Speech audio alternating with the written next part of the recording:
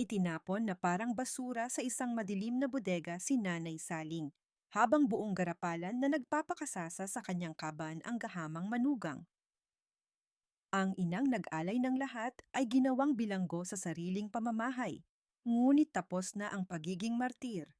Ang pagbabalik ng general na anak ang magsisilbing talim na puputol sa mga kasinungalingan at maniningil sa mga demonyo. Paano babawiin ng isang ina ang ninakaw niyang dangal?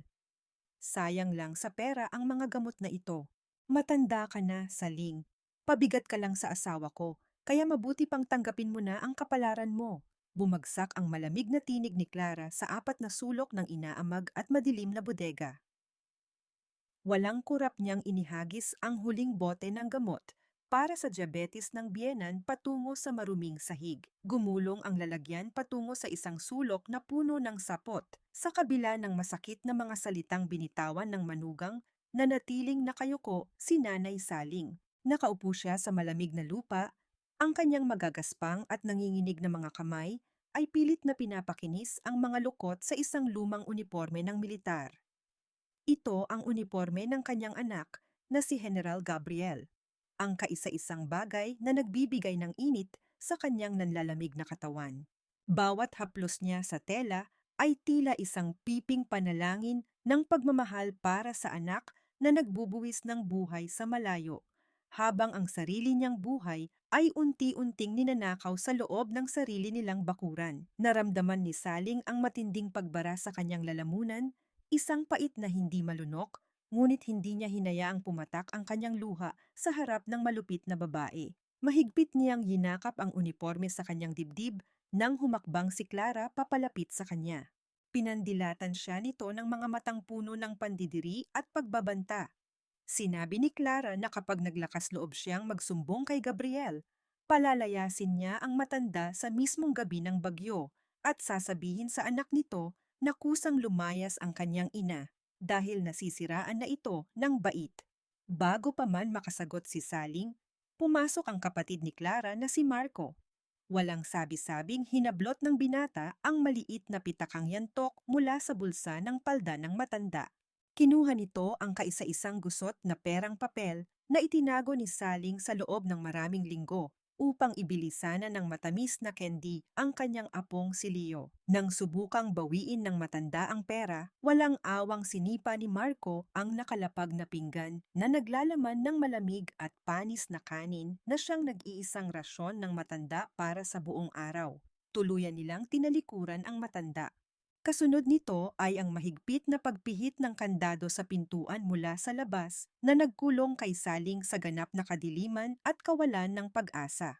Naiwan siyang nag-iisa kasama ang gutom at pangungulila. Dahan-dahang lumuhod ang matanda sa malamig na lupa, kinakapa ang sahig hanggang sa mahawakan niya ang mga butil ng kanyang rosaryo na naputol at kumalat kanina.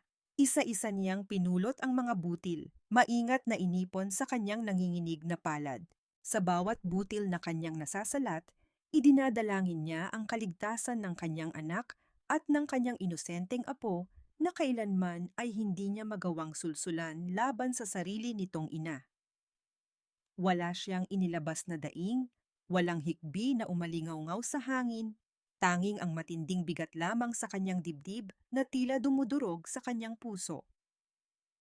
Ipinikit niya ang kanyang mga mata, tinatanggap ang hapdi ng tiyan na walang laman at ang ginaw na nanunuot sa kanyang mga buto. Handa na siyang sumuko sa dilim, nagtatanong sa kanyang isipan kung hanggang kailan niya kakayaning maging anino sa sariling tahanan para lamang hindi masira ang kaligayahan ng kanyang anak.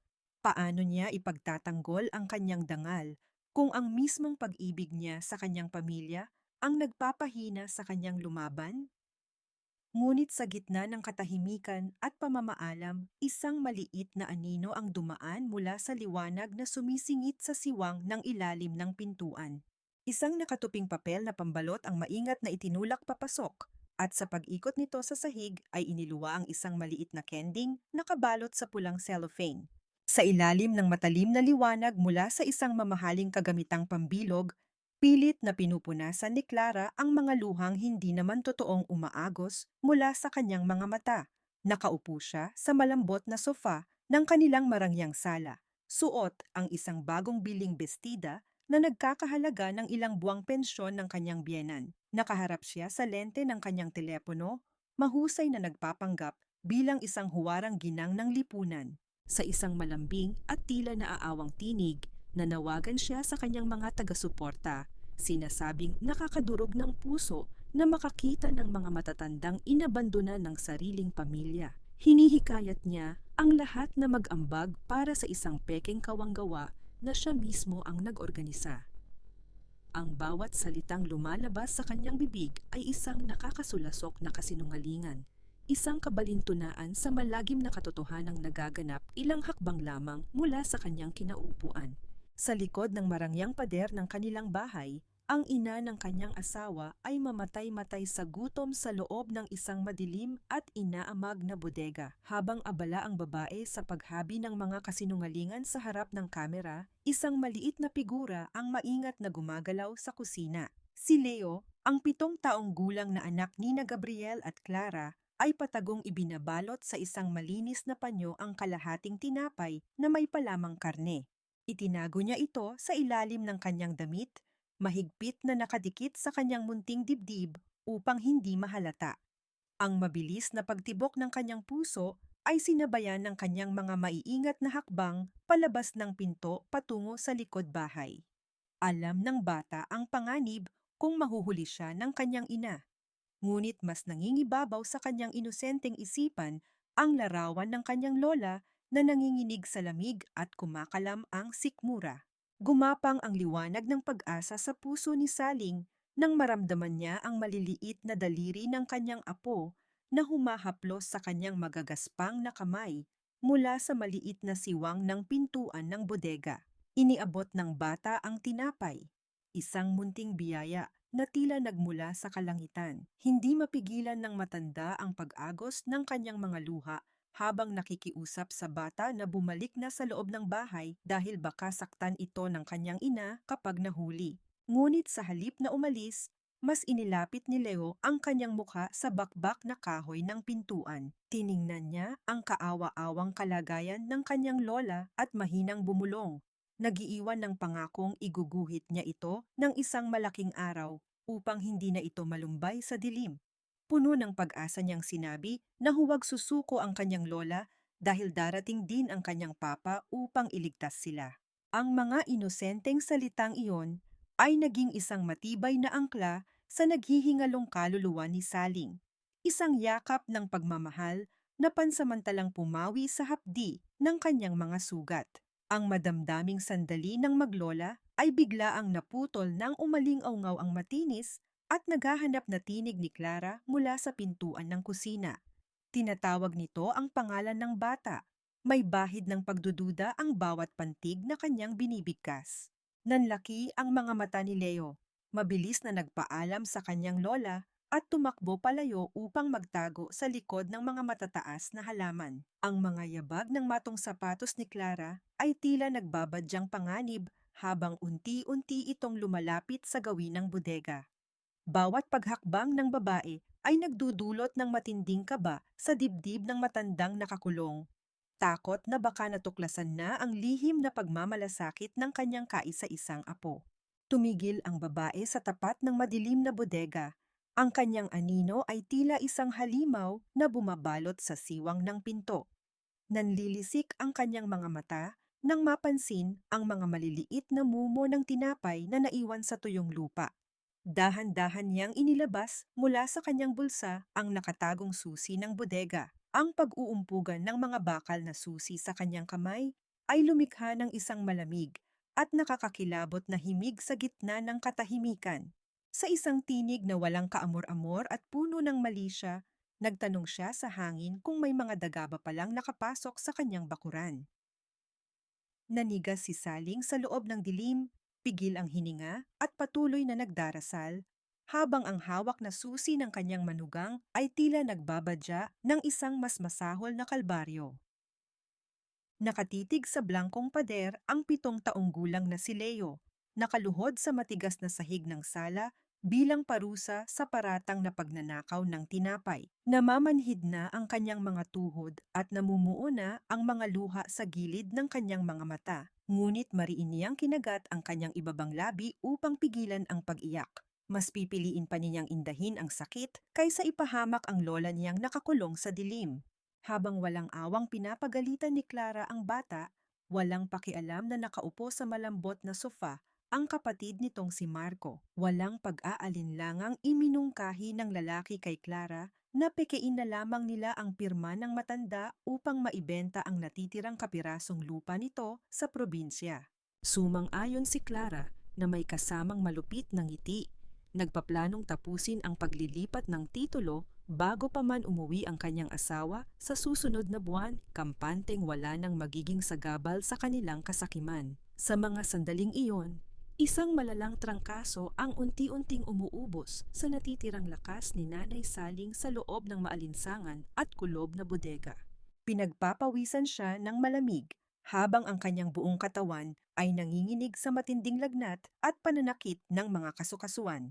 Nakahiga siya sa manipis at maruming karton. Ang kanyang nanginginig na mga daliri ay mahigpit na nakakapit sa isang gusot na piraso ng papel.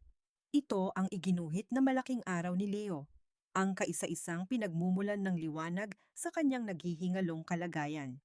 Sa bawat mabigat at kapos na paghinga, pilit niyang inaalala ang mukha ng kanyang anak na si Gabriel, tahimik na humihiling sa may kapal na kahit isang huling sulyap man lang ay mayakap niya ito bago siya tuluyang bawiin ng langit mula sa impyernong kanyang kinalalagyan. Ngunit hindi alam ng mga demonyong nagpapakasasa sa loob ng bahay na ang agilang matagal nilang inaakalang nasa malayo ay nakatuntong na sa mismong lupang kanilang tinatapakan. Sa labas ng malaking tarangkahan ng mansyon, nakatayo si General Gabriel na suot ang kanyang perpektong uniforme ng militar. Nagpasiya siyang hindi ipaalam ang kanyang maagang pag-uwi upang magbigay ng isang napakagandang sorpresa para sa papalapit na anibersaryo ng kanilang kasal. Isang matamis at dalisay na ngiti ang gumuhit sa labi ng matapang na general habang pinagmamasdan ang kanyang tahanan. Kinuskos niya ang kanyang mga palad nang may pananabik, masayang nilalarawan sa kanyang isipan ang mainit na sabaw ng sinigang na palaging inihahanda ng kanyang ina sa tuwing siya ay umuuwi mula sa matagal na pagkakadestino sa Mindanao. Gamit ang sariling susi, maingat niyang binuksan ang mabigat na tarangkahan. Ang pag-ikot ng bakal sa loob ng busol ay lumikha ng isang banayad na ingay na mabilis nilamon ng kapayapaan ng paligid. Habang naglalakad sa sementadong daanan, napansin ng kanyang matatalas na mata ang isang kakaibang tanawin. Kung gaano kaperpekto at kaganda ang mga namumulaklak na halaman sa harapan ng bahay, siya namang salungat ng gilid na daanan patungo sa likod bahay na tila sadyang napabayaan. Puno ito ng matataas na ligaw na damo at natutuyong mga baging na tila tinatago ang isang bahagi ng kanilang lupain. Isang katanungan ang sumibol sa kanyang isipan tungkol sa hindi pantay na pag-aalaga sa bakuran. Ngunit mabilis din itong nawaglit nang madaig siya ng matinding pananabik na makita ang kanyang mag-ina. Pumasok si Gabriel sa loob ng bahay at buong giting na tinawag ang mga pangalan ni Clara at ng kanyang ina. Ang kanyang malalim at puno ng pangungulilang boses ay pumunit sa nakakabibing katahimikan ng kabahayan, at ang alingaungaw nito ay nakarating hanggang sa pinakasulok ng madilim na bodega. Nanlaki ang mga matamlay na mata ni Nanay Saling nang marinig ang tinig ng kanyang anak. Tila nagkaroon ng himala at nakatanggap ng panibagong lakas, pinilit ng matanda ang kanyang nanghihinang katawan na gumapang patungo sa pintuan ng bodega upang idikit sana ang kanyang palad sa kahoy at humingi ng saklolo. Ngunit bago pa man siya makagawa ng anumang ingay upang makuha ang atensyon ni Gabriel, isang mabigat at nagbabadyang anino ang lumukob sa kanya sa dilim. Mabilis na tinakpan ni Marco ang bibig ng matanda gamit ang magaspang nitong kamay. Ang mga mata ng lalaki ay nagliliyab sa puot at nagbababala ng kamatayan. Walang awang pinipigilan ang anumang daing na maaaring makalabas sa lalamunan ni Saling habang ang umaalingaungaw na boses ng general na patuloy na tumatawag ng Mama ay unti-unting nilalamon ng kalungkutan ng paligid. Mula sa magarang hagdanan ay nagmamadaling bumaba si Clara. Ang kanyang muka ay inukita ng isang perpektong maskara ng pananabik at pagkagulat. Sinalubong niya si Gabriel ng isang mahigpit na yakap. Ibinabaon ang kanyang muka sa malapad na dibdib ng general habang pilit na pinatutulo ang mga luhang walang dalang tunay na emosyon. Sa isang malambing at nanginginig na boses na may halong Taglish, idinaing niya kung bakit hindi man lang nagpasabi ang kanyang asawa na uuwi ito ng maaga at kung gaano niya ito labis na namiss. Niyakap ng mahigpit ni Gabriel ang kanyang asawa. Isang mainit na ngiti ang sumilay sa kanyang mga labi habang inililibot ang kanyang paningin sa kabuuan ng malawak na sala. Hinahanap ng kanyang mga mata ang isang pamilyar at kulubot na mukha na palaging unang sumasalubong sa kanya noon. Nang magtanong ang general kung nasaan ang kanyang ina, mabilis na nagbago ang timpla ng mukha ni Clara. Gumuhit ang lungkot sa kanyang mga mata at bumuntong hininga bago ipaliwanag na umuwi raw si Nanay Saling sa probinsya upang sumama sa isang religious retreat ng mga madre. Dinagdagan pa niya ang kanyang kasinungalingan sa pagsabing nagalit pa ang matanda nang subukan niya itong pigilan, kaya wala siyang nagawa kundi ang hayaan ito para na rin sa peace of mind ng kanyang biyenan. Bumakas ang panghihinayang sa mukha ni Gabriel, ngunit minabuti na lamang niyang umakyat patungo sa dating silid ng kanyang ina upang mag-iwan sana ng pasalubong. Sa kanyang pagbukas ng pinto, sinalubong siya ng isang nakapanlulumong lamig at kalinisan na tila hindi pamilyar sa kanya. Ang silid ay masyadong maayos, walang bahid ng buhay, at parang isang kwartong inihanda lamang para sa mga bisitang hindi kilala. Nawala ang nakasanayang amoy ng paboritong linimento at eucalyptus oil na palaging nakakabit sa presensya ng kanyang ina. Dahan-dahang lumapit si Gabriel sa maayos na kama at pinadausdos ang kanyang magaspang na palad sa ibabaw ng unan. Doon, nakita niya ang isang nag-iisang hibla ng puting buhok na naiwan sa puting punda.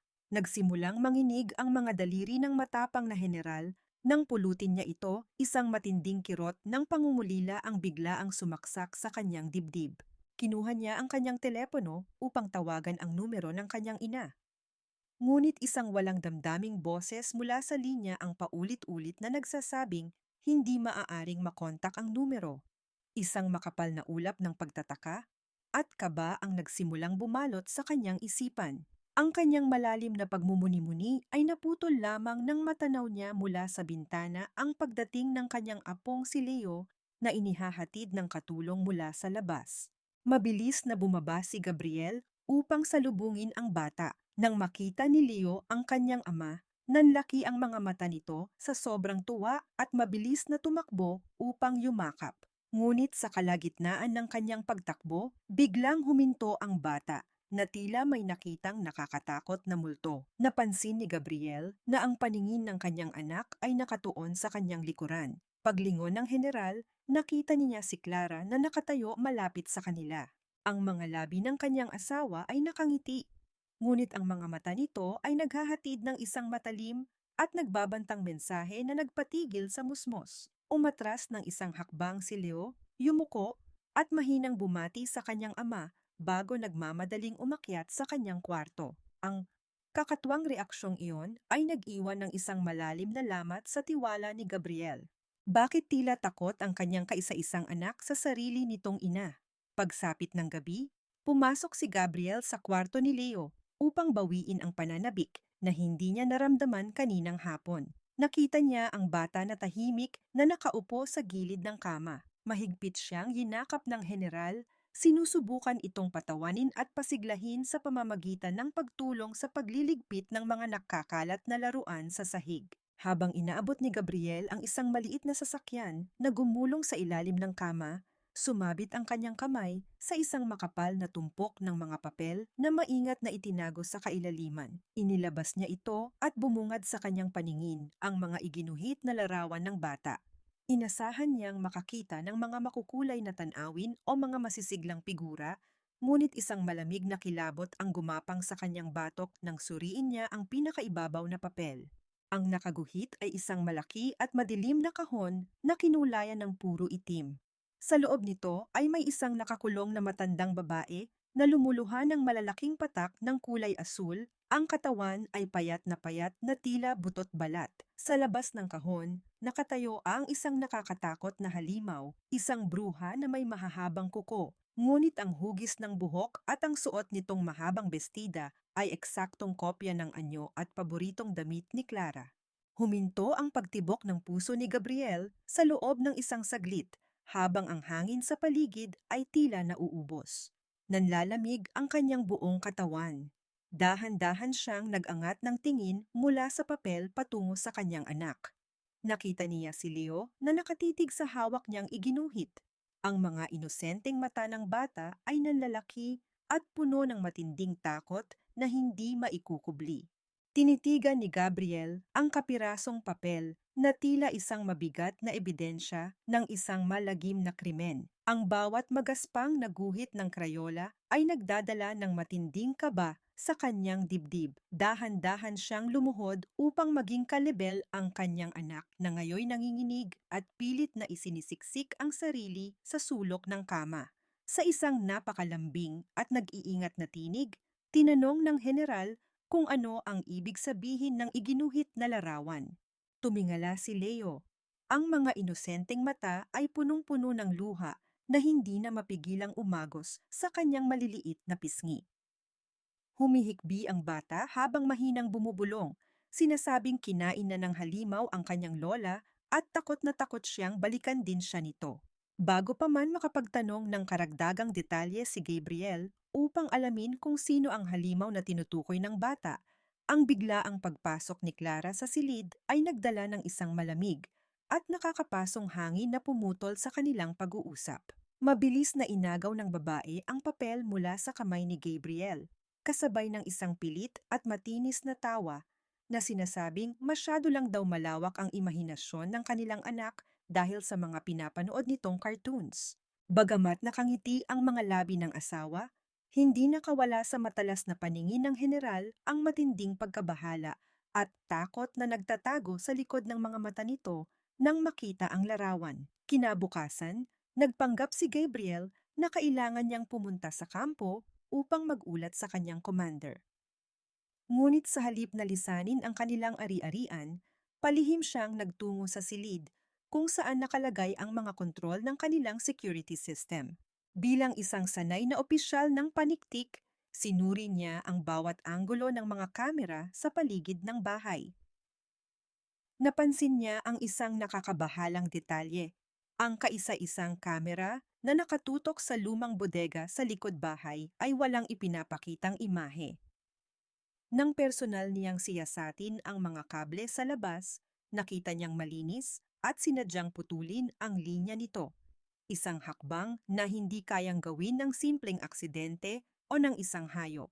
Ang natipong pagdududa sa kanyang isipan ay tuluyan ng naging isang buhawi ng hinala. Nang sumapit ang malalim na gabi at natutulog na ang lahat, kumilos si Gabriel na tila isang anino sa sarili niyang pamamahay. Gumamit siya ng mga pinaliit at makabagong kagamitang pang-espiya na palagi niyang dala mula sa militar, lihim na nagkabit ng dalawang maliliit na lens, isa sa pasilyo ng kusina at isa na nakatago sa mga baging na tuwirang nakatutok sa pintuan ng inaamag na bodega.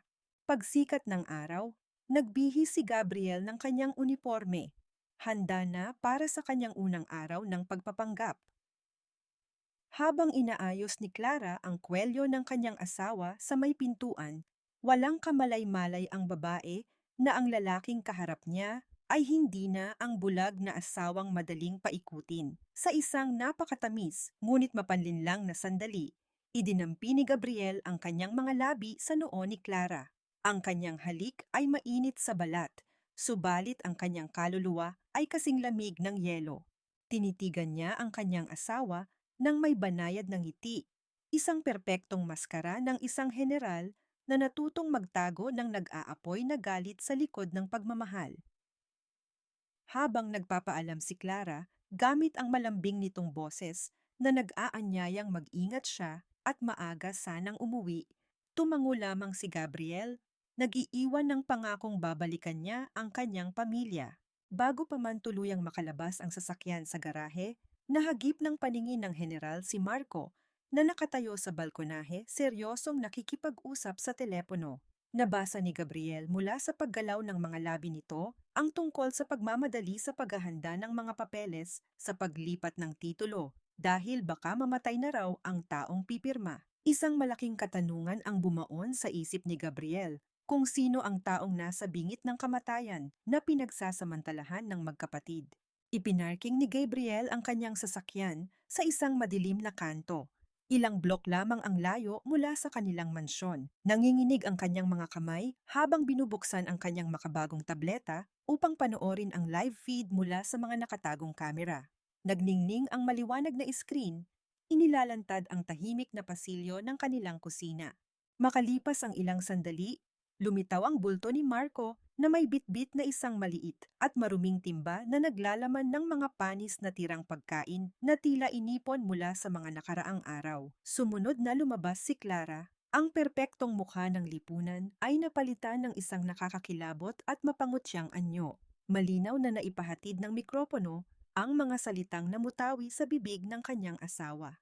Ipinag-utos ni Clara na ibigay na ang kanin baboy na iyon sa matanda upang kainin nito. Kasunod ang pag-aalalang baka mamatay agad ito nang hindi pa nila nakukuha ang pirma para sa lupa. Parang isang gumuho at bumagsak na bundok ang dumagan sa dibdib ni Gabriel nang maproseso ng kanyang utak ang mga nakakalasong salita. Ang matanda, ang pirma at ang kanin baboy. Niunti-unting lumipat ang anggulo ng kamera patungo sa labas kung saan nakita niya ang marahas na pagbukas ni Marco sa pinto ng bodega. At doon, sa gitna ng dilim at dumi, naaninag ng general ang isang payat at nakalugmok na bulto ng babaeng pilit na iniaabot ang nanginginig na kamay upang tanggapin ang pagkain ng hayop. Hindi na kailangan ng ibang patunay. Ang babaeng ginawang bilanggo, ang matandang pinapakain ng tira-tira sa sarili nitong bakuran, ay walang iba kundi ang babaeng nagluwal at nagpalaki sa kanya. Napahigpit ang hawak ni Gabriel sa manibela hanggang sa pumuti ang kanyang mga buko, habang ang mainit na luha ng isang anak na nabigo sa pagtatanggol sa kanyang ina ay nagsimulang pumatak at bumulag sa kanyang paningin. Walang inaksayang sandali si Gabriel. Pinatakbo niya ang kanyang sasakyan, pabalik patungo sa makipot at madilim na iskinita sa likod ng kanilang mansyon. Ang kanyang paghinga ay mabigat at pabugso-bugso. Tila pinipiga ang kanyang baga habang ang kanyang isipan ay patuloy na nilalamon ng isang bangungot na nagkakatotoo sa mismong harapan niya. Nang makarating sa likurang bahagi ng kanilang bakuran, maagap at walang pag-aalinlangan siyang umakyat sa mataas na pader na nababalutan ng mga gumagapang na baging at matutulis na alambre. Maingat siyang bumaba at ikinubli ang kanyang malaking pangangatawan sa likod ng mga malalabay na puno ng saging. Bago pa man siya makalapit sa bodega, nahagip ng kanyang pandinig ang tinig ni Clara mula sa itaas ng balkonahe. Kausap ng kanyang asawa ang isang tao sa telepono, mahigpit at nagmamadaling ipinag-uutos na tiyaking handa na ang kanilang mga flight tickets palabas ng bansa kinabukasan mismo pagkatapos ng malaking piging para sa kanilang anibersaryo. Isang madilim na katanungan ang naglaro sa isip ng general kung saan nagbabalak tumakas ang kanyang asawa, dala ang mga ninakaw na yaman. Ngunit mas nangibabaw ang pangangailangang makita ang kalagayan ng kanyang ina. Nang tuluyang makalapit sa tagiliran ng inaamag na bodega, sumilip si Gabriel mula sa maliit na siwang ng sirang kahoy. Ang eksenang bumungad sa kanyang paningin ay tila isang matalim na balaraw na paulit-ulit na itinarak sa kanyang dibdib. Sa gitna ng madilim at maruming sahig, nakita niya ang babaeng nagluwal at nagpalaki sa kanya.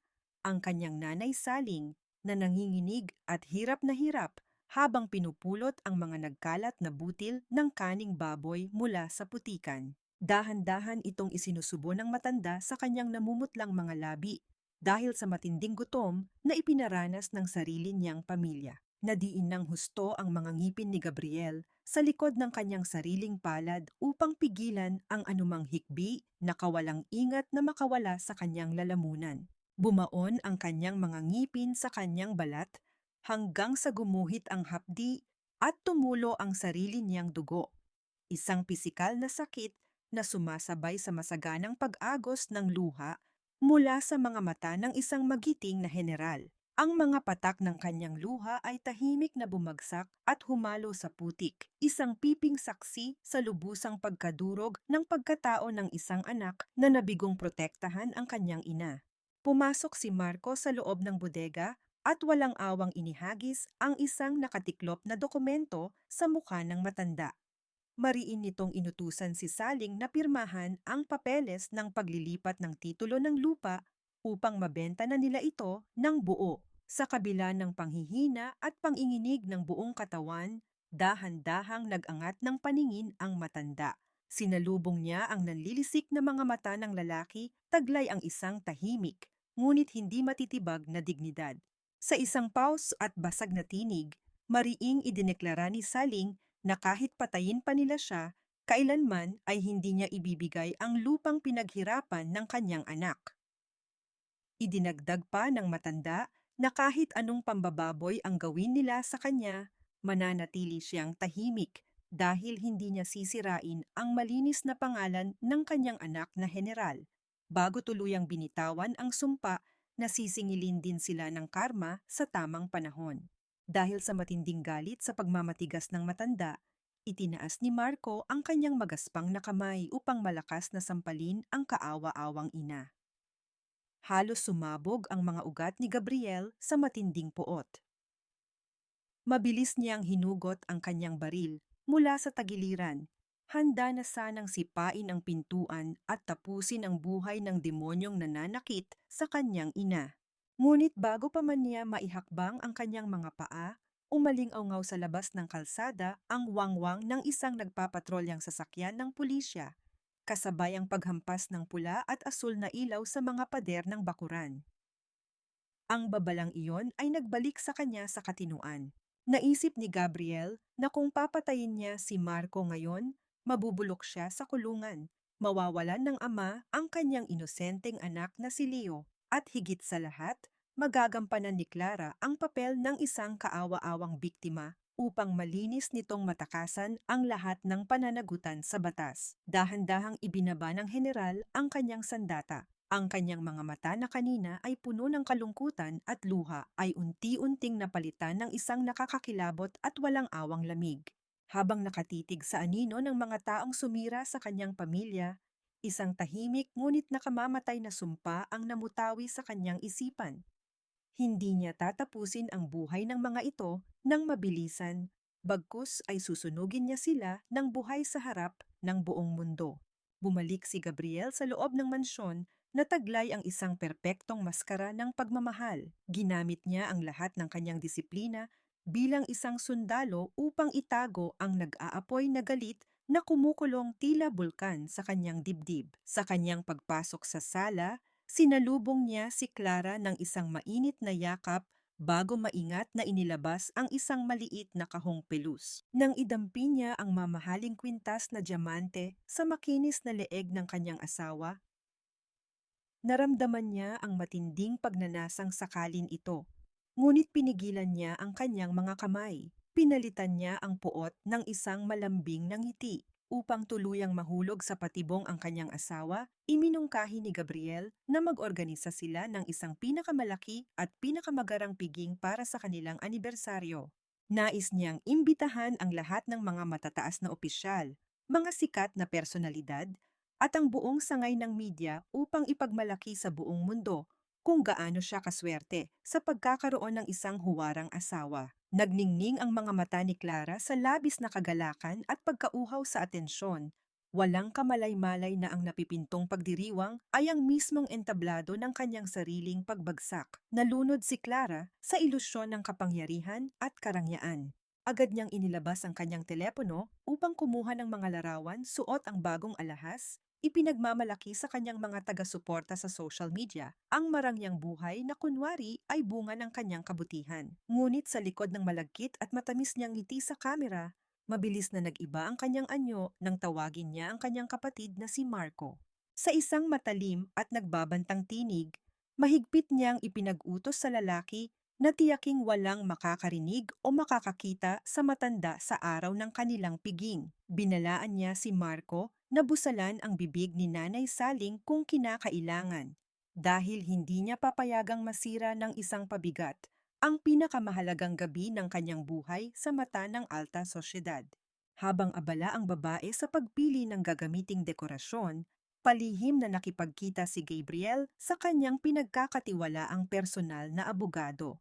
Inilatag ng general sa ibabaw ng lamesa ang mga nakuhang dokumento at kopya ng bank statements na malinaw na nagpapakita kung paano inubos ni na Clara at Marco ang pensyon ng kanyang ina para sa mga walang kwentang luho.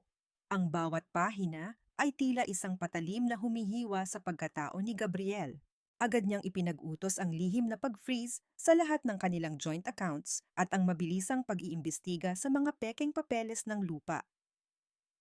Inihahanda na ng general ang isang perpektong kasong walang kawala para sa mga taong umabuso sa kahinaan ng kanyang pamilya.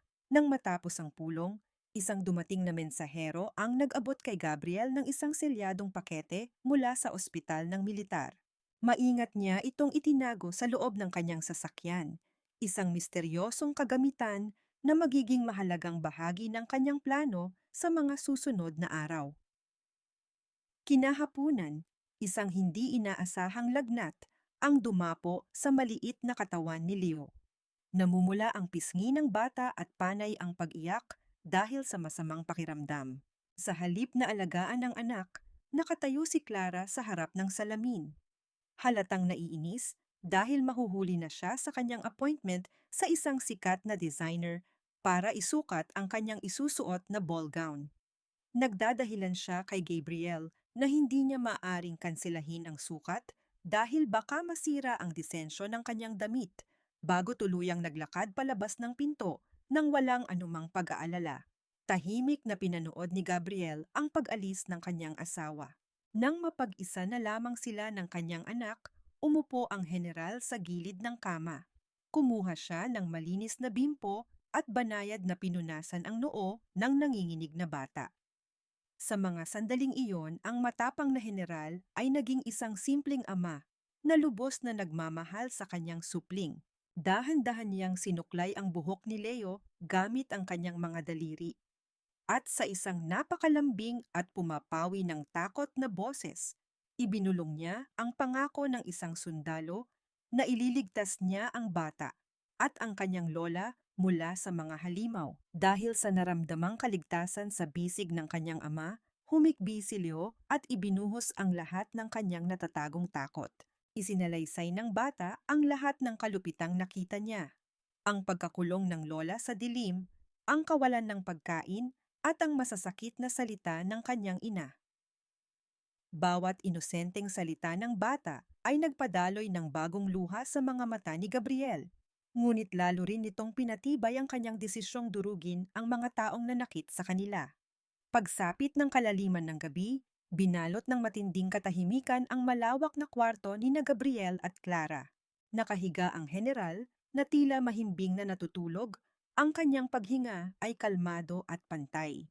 Sa kabilang banda ng kama, dahan-dahang bumangon si Clara. Maingat niyang kinuha ang telepono ng kanyang asawa mula sa side table upang ilipat ang isang malaking halaga ng pera patungo sa sikretong account ni Marco. Nang matagumpay na lumabas ang kumpirmasyon sa screen, isang napakatamis at aroganteng tangiti ang gumuhit sa kanyang mga labi, nagdiriwang sa kanyang inaakalang katalinuhan at panlilinlang. Ngunit walang kamalay-malay ang babae na sa mismong sandaling iyon, sa gitna ng kadiliman, ang mga mata ng kanyang asawa ay bukas na bukas. Malamig at walang kurap na pinagmamasdan ni Gabriel, ang asawang akala niya'y isang anghel, habang ang asul na liwanag mula sa telepono ay malinaw na nagpapaliwanag sa nakakakilabot at sakim ng ngiti nito. 2 araw na lamang bago ang pinakahihintay na piging. Ang kalangitan ay nabalot ng makapal at nag-aalborotong mga ulap na nagbuhos ng walang awang ulan sa buong syudad. Ang malamig na tubig ay walang habas na tumatagos sa mga butas ng sirang bubungan ng bodega Lumilikha ng mga maliliit na lawa sa maruming sahig na lupa. Sa isang madilim na sulok, nakabaluktot ang nanginginig na katawan ni Nanay Saling. Ang sugat sa kanyang binti na nakuha niya nang malakas siyang itulak ni Marco ilang araw na ang nakalipas, ay namumula at nagsisimula ng magnana. Binalot siya ng matinding lagnat. Sa gitna ng kanyang pagdedeliryo at panlalamig, ang tanging lumalabas sa kanyang mga tuyong labi ay ang pangalan ng kanyang anak, isang mahina at basag na panawagan na tila pilit inaabot ang kabilang panig ng mundo. Mula sa madilim na silid-aklatan ng mansyon, nakatitig si Gabriel sa maliwanag na iskrin ng kanyang tableta. Bawat paggalaw ng kanyang ina, bawat panginginig nito sa ginaw, ay tila isang matalim na sibat na paulit-ulit na itinarak sa kanyang puso. Gusto niyang tumayo, wasakin ang pintuan ng bodega, at kunin ang kanyang ina mula sa impyernong iyon. Ngunit bago pa man siya makahakbang, umilaw ang kanyang telepono na nagdadala ng isang tahimik na mensahe. Ang pahayag mula sa hepe ng pulisya ay naglalaman ng mahigpit na pakiusap na bigyan pa sila ng 24 na oras upang makumpleto ang mga papeles at tuluyang masukol ang buong sindikato ng sugal na kinabibilangan ni Marco. Isang malupit na pagtatalo ang naganap sa isipan ng general. Ang pangangailangang pabagsakin ang buong pugad ng mga kriminal ay sumasalungat sa matinding pagnanasang iligtas ang kanyang naghihingalong ina. Ang kanyang pagdurusa ay nadagdagan nang makita niya si Clara na pumasok sa loob ng bodega. Nakasuot ang babae ng makapal na roba upang protektahan ang sarili sa lamig, habang nandidiring inihagis ang isang manipis at lumang jacket sa mukha ng matanda. Wala man lang bakas ng awa sa mga mata ng kanyang asawa nang magsalita ito. Nainis na sinabihan ni Clara ang biyenan na huwag itong mamatay sa mismong araw ng kanyang party, dahil magdadala lamang ito ng kamalasan at sisira sa kanyang perpektong gabi. Pagkatapos bitiwan ang mga nakakalasong salitang iyon, mabilis na tinalikuran ng babae ang matanda at muling ikinandado ang pintuan. Tila ba isang basurang tinakpan lamang upang hindi mangamoy. Nang sumapit ang hating gabi at nakatulog na ang lahat, ginamit ni Gabriel ang kadiliman at ang kanyang kasanayan bilang isang sundalo upang palihim na gumalaw. Hindi siya dumaan sa pintuan upang hindi makalikha ng ingay na maaaring makapukaw sa atensyon ng magkapatid. Maingat niyang inakyat ang likurang bahagi ng pader hanggang sa makarating siya sa ibabaw ng marupok na yero ng bodega. Dala niya ang selyadong pakete na nanggaling sa ospital ng militar. Mula sa isang maliit na siwang sa bubong, dahan-dahan niyang ibinaba ang isang mainit na lalagyan ng sabaw na may kasamang malakas na antibiotiko. Napalihim niyang inihanda kasama ng kanyang pinagkakatiwalaang doktor. Sa gitna ng nakakapasong lagnat, naramdaman ni Nanay Saling ang init na nagmula sa lalagyang bumaba mula sa itaas. Inabot ng kanyang nanginginig na mga daliri ang lalagyan, at isang mahinang ngiti ang sumilay sa kanyang maputlang mukha.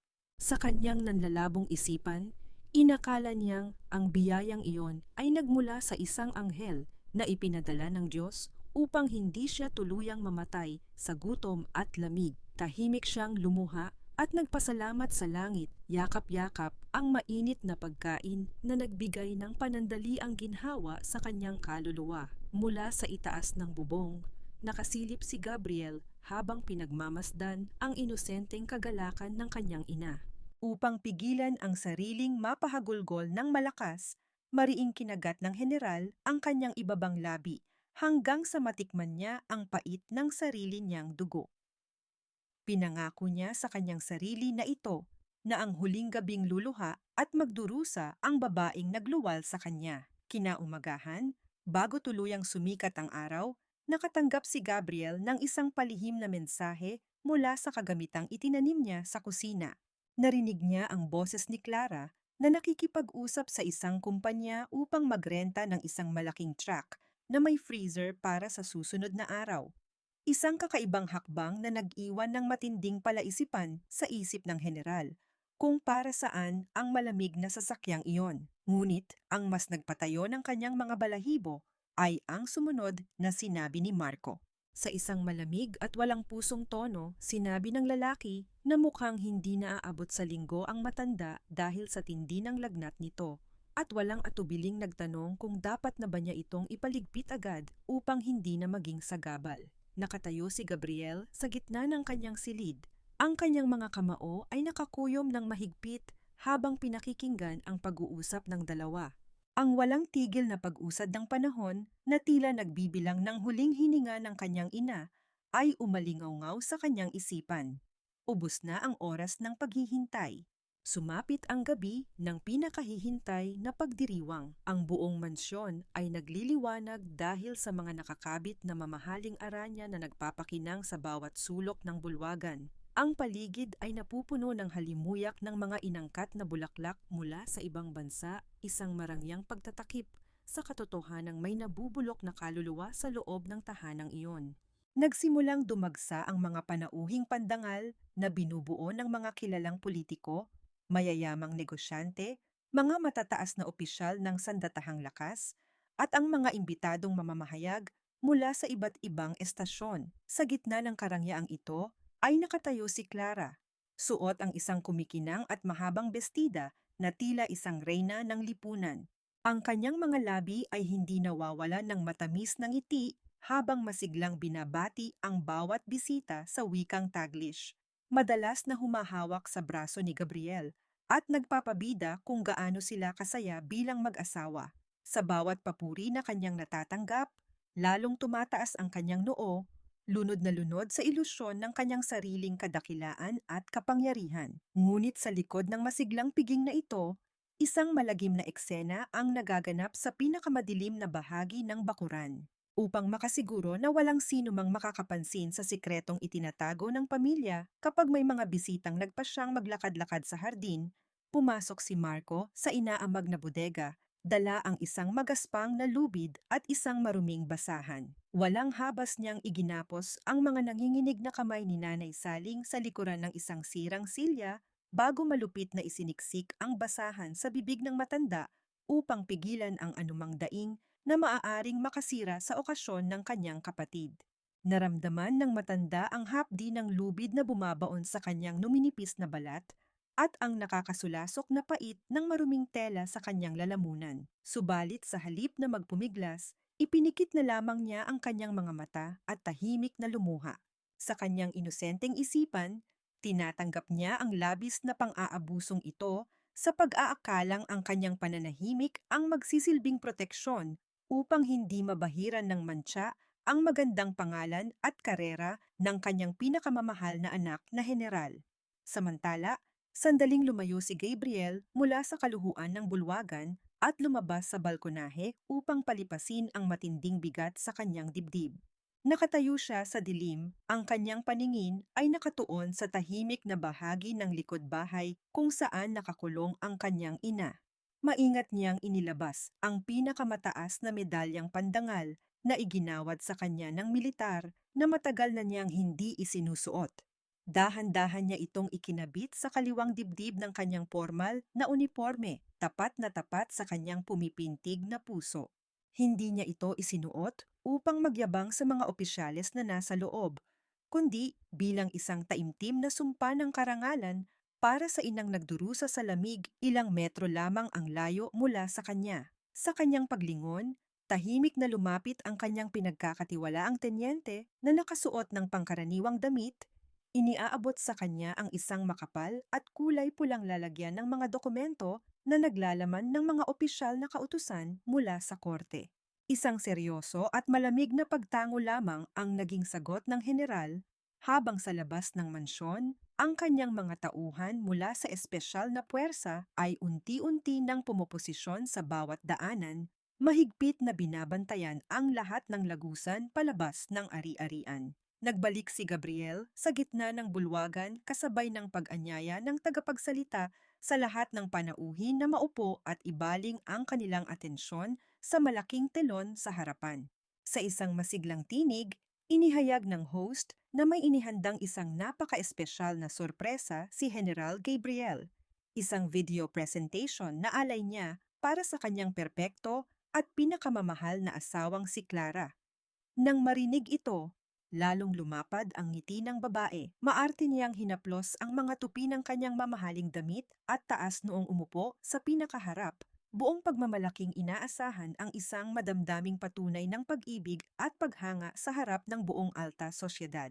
Dahan-dahang namatay ang mga ilaw sa buong silid, pinalitan ng isang malamig at matalim na liwanag mula sa malaking projector na tumama ng direkta sa mapagmataas na mukha ni Clara. Sa kalagitnaan ng pananabik at bulungan ng lahat, walang sino man ang nakapansin sa blangko, ngunit nag-aapoy na mga mata ni Gabriel. Tahimik na naghihintay sa pag-uumpisa ng tuluyang pagguho ng mundo ng babaeng walang awang sumira sa kanyang pamilya. Sa gitna ng nakakabibing katahimikan ng malawak na bulwagan, ang sinag ng projector ay tila isang mahabang daliri ng liwanag na humiwa sa kadiliman patungo sa malaking telon. Inasahan ng mga panauhin ang mga larawan ng pag-ibig at matatamis na alaala. Ngunit ang unang tunog na umalingaw-ngaw sa paligid ay hindi musika, kundi ang matinis at nakakasulasok na halakhak ni Clara mula sa isang tagong recording. Ang kanyang boses, na dati ay puno ng tamis sa harap ng mga bisita, ay naging magaslaw at puno ng kamandag habang sinasabi nitong hayaan na lamang mamatay sa gutom ang matandang pabigat. Ang mga bulong-bulungan ng mga panauhin ay tila naging kumpol ng mga bubuyog na mabilis na kumalat sa buong silid. Sa bawat segundong lumilipas, ang mga larawan sa screen ay nagbago patungo sa isang malinaw na video.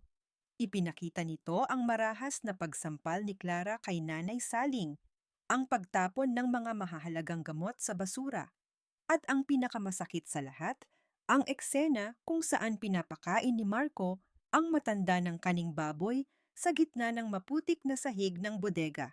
Ang baso ng alak na hawak ni Clara ay dahan-dahang nadulas mula sa kanyang nanginginig na mga daliri at nagkadurog-durog ng tumama sa matigas na sahig. Ang mapulang likido ay kumalat sa kanyang mamahaling sapatos, tila isang mantsa ng kahihiyan na hindi na kailanman mabubura. Ang kanyang mukha, na kanina ay punong-puno ng kapalaluan, ay biglang namutla at nagmistulang isang maskarang gawa sa porselana na unti-unting nagkakabitak-bitak. Ang mga mamamahayag ay sabay-sabay na nagpaulan ng mga nakakasilaw na liwanag mula sa kanilang mga lente. Ang bawat pagpindot ay tila mga kidlat na bumubulag sa babaeng dati ay gustong-gusto ang atensyon. Sa gitna ng kaguluhan, pilit na tumayo si Clara at humarap kay Gabriel na may mga matang nanlilisik sa takot. Buong desperasyon niyang isinigaw sa wikang Taglish na ang lahat ng nakita ay gawa lamang ng artificial intelligence, na ang video ay peke at isang malupit na paninira lamang sa kanyang magandang reputasyon. Ngunit ang kanyang mga salita ay tila mga tuyong dahon na tinangay ng malakas na hangin. Walang sino mang naniwala sa harap ng ganoon kalingaw na katotohanan. Sa isang sulok ng bulwagan, sinubukan ni Marco na dahan-dahang tumakas patungo sa pintuan ng mga tauhan. Ngunit bago pa man niya mahawakan ang busol ng pinto, ang dalawang matatangkad na lalaking nakauniporme ng militar ay mabilis na humarang sa kanyang daanan. Sa isang iglap, ang mga kamay ng kapatid ni Clara ay puwersahang ibinaluktot sa kanyang likuran at naramdaman niya ang malamig na bakal ng posas na humigpit sa kanyang mga pulso. Ang mga panauhin ay napasinghap sa gulat. Ang ilan ay hindi mapigilang magpahayag ng kanilang matinding pagkadiri sa magkapatid. Isang kilalang donya na dati ay laging pumupuri sa kagandahan ni Clara ang lumapit at sa gitna ng lahat ay kinuha ang baso ng tubig sa lamesa at dahan-dahang ibinuhos ang laman nito sa paanan ng babae bago tumalikod ng may matinding paghamak. Dahan-dahang naglakad si Gabriel patungo sa gitna ng entablado. Ang bawat hakbang ng kanyang sapatos ay lumilikha ng isang mabigat na tunog na tila nagmamarka ng katapusan ng isang panahon. Kinuha niya ang mikropono at ang kanyang boses na sanay sa pagbibigay ng mga utos sa gitna ng digmaan ay umalingaw-ngaw ng may kakaibang lamig at awtoridad. Tinitigan niya si Clara ng diretso sa mga mata, isang tingin na wala ng bahid ng pag-ibig kundi puro paniningil. Sinabi niya sa harap ng lahat na ang gabing ito ay hindi pagdiriwang ng kanilang anibersaryo, kundi ang simula ng pananagutan ng babae sa batas. Idineklara ng general na ang mga kasong tangkang pagpatay, pagnanakaw ng ari-arian, at pag-abuso sa matanda ay formal ng isinampa. Ang mga salita ni Gabriel ay tila mga huling hatol ng isang hukom na nagpatahimik sa buong silid. Habang ang mga pulis ay unti-unti nang lumalapit upang bitbitin si Clara, ang babae ay napaluhod sa sahig, ang kanyang marangyang bestida ay nagusot at nadumihan. Habang ang anino ng kanyang asawa ay nanatiling matayog at tila isang pader na hindi na niya muling maaabot. Hindi na lumingon pa si Gabriel sa humahangos at nagmamakaawang si Clara habang hinihila ito ng mga awtoridad palabas ng bulwagan. Ang bawat sigaw ng babae ay tila mga basyong bala na wala ng talim sa pandinig ng general. Ang tanging mahalaga sa kanya sa mga sandaling iyon ay ang kaligtasan ng kanyang ina. Hinubad niya ang kanyang mabigat na coat at mabilis na tumakbo patungo sa madilim na bahagi ng hardin. Kasunod ang pangkat ng mga mediko ng militar at ang kanyang anak na si Leo na hindi mapigilan ang pag-iyak. Ang bawat hakbang ng kanyang sapatos sa semento ay tila nagmamarka ng bawat segundong ninakaw sa buhay ng kanyang ina. Nang makarating sa tapat ng bodega, sinalubong sila ng nakapanlulumong amoy ng amag at dumi. Gamit ang bangs ng kanyang baril, malakas na hinampas ni Gabriel ang kinalawang na padlock. Ang tunog ng bakal na nagkadurog-durog ay umalingaw sa gabi, kasabay ng marahas na pagbukas ng pintuan. Bumungad sa kanila ang isang masikip at madilim na espasyo kung saan ang tanging liwanag ay nagmumula sa mga flashlight ng mga sundalo. Doon, sa isang sulok, nakita ni Gabriel ang isang payat at tila kalansay na bulto ng babaeng nakatali sa isang sirang silya. Ang kanyang mga kamay ay namumula at nangingitim na dahil sa higpit ng pagkakatali at ang kanyang bibig ay busal pa rin ng maruming basahan. Dali-daling lumapit si Gabriel at lumuhod sa harap ng kanyang ina. Ang kanyang mga kamay, na sanay humawak ng sandata sa gitna ng giyera, ay nanginginig ng husto habang tinatanggal ang busal sa bibig ni Saling. Maingat niyang pinutol ang mga lubid at nang tuluyang lumuwag ang pagkakaipit, bumagsak ang mahinang katawan ng matanda sa bisig ng kanyang anak. Binuhat ni Gabriel si Saling at isinandal sa kanyang malapad na dibdib. Ang matapang na general, na hinahangaan ng buong bansa dahil sa kanyang katapangan, ay humagulgol ng malakas habang paulit-ulit na humihingi ng tawad. Tinatawag niya ang kanyang ina, boses na basag sa pagsisisi, sinasabing narito na siya at hinding-hindi na muling hahayaang masaktan ang babaeng nagbigay sa kanya ng buhay. Dahan-dahang iminulat ni Nanay Saling ang kanyang mga matang namumugto at nanlalabo. Sa gitna ng kanyang panghihina, pilit niyang itinaas ang kanyang tuyo at nanginginig na kamay upang haplusin ang mukha ng kanyang anak. Isang banayad at puno ng kapayapaang ngiti ang gumuhit sa kanyang mga labi. Sa isang tinig na halos hindi marinig, sinabi niya na alam niyang darating ang kanyang anak at hinding-hindi siya nito malilimutan. Ang bawat salita ng matanda ay tila mga patalim na lalong nagpapaiyak kay Gabriel. Lumapit din si Leo, bitbit ang kanyang paboritong kumot na may disenyong bituin at maingat itong ibinalot sa nanlalamig na katawan ng kanyang lola. Sinabi ng bata na wala na ang mga halimaw at ligtas na sila. Isang tagpong nagdulot ng panandaliang init sa gitna ng malamig at madilim na bodega. Mabilis na isinakay si Saling sa loob ng naghihintay na ambulansya. Ang mahabang tunog ng sirena ay bumasag sa katahimikan ng gabi habang binabagtas nila ang daan patungo sa pinakamalapit na ospital ng militar. Sa loob ng sasakyan, mahigpit na hawak ni Gabriel ang kamay ng kanyang ina. Tila natatakot na kapag binitawan niya ito, ay tuluyan na itong mawawala. Pagdating sa ospital, agad na isinugod ang matanda sa loob ng silid pagamutan. Nanatili si Gabriel sa labas, nakatayo sa likod ng malaking salamin habang pinagmamasdan ang mga doktor at nurse na mabilis na gumagalaw upang isalba ang buhay ni Saling. Ang kaba sa kanyang dibdib ay tila isang tambol na walang tigil sa pagtibok. Ngunit sa gitna ng puspusang pagsisikap ng mga mediko, biglang nagkaroon ng matinding katahimikan sa loob ng silid. Ang mahaba at nakakabinging tunog mula sa makina na sumusubaybay sa pintig ng puso ni Saling ay umalingaw sa buong pasilyo, hudyat ng isang tuwid na guhit sa monitor na nagpapakita ng paghinto ng buhay.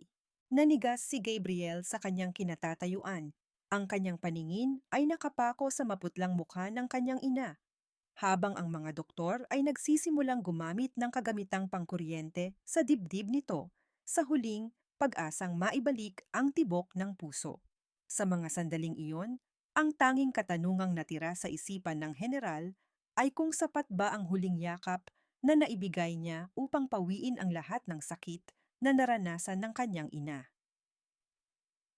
Sa loob ng himpilan ng pulisya, ang amoy ng lumang papel at malamig na semento ay tila sumasakal kay Clara.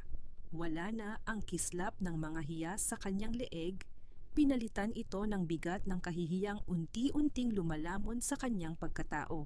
Nakaupo siya sa isang matigas na silya, ang kanyang marangyang bestida ay punit na at may mga mantsa ng tuyong putik.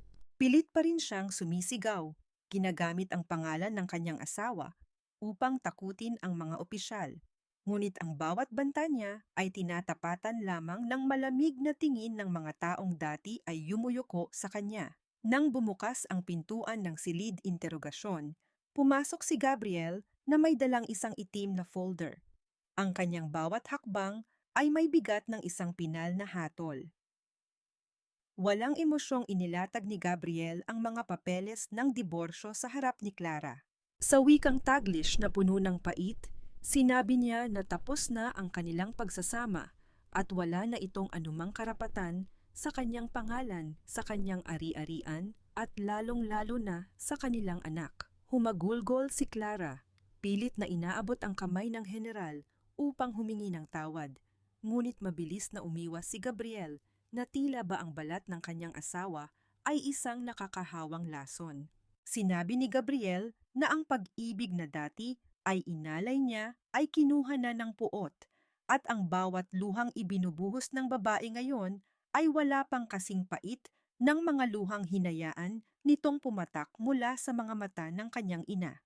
Iniwan niya ang babaeng rurok ng kasakiman na nakasubsob sa lamesa habang ang tunog ng pagpihit ng susi sa labas ng rehas ay naging huling himig ng kalayaang tinatamasa nito. Samantala, sa loob ng kulungan ng mga lalaki, naramdaman ni Marco ang tunay na kahulugan ng karma. Ang lalaking dati ay matapang na nananakit ng matanda, ay ngayon ay nakasiksik sa isang madilim na sulok.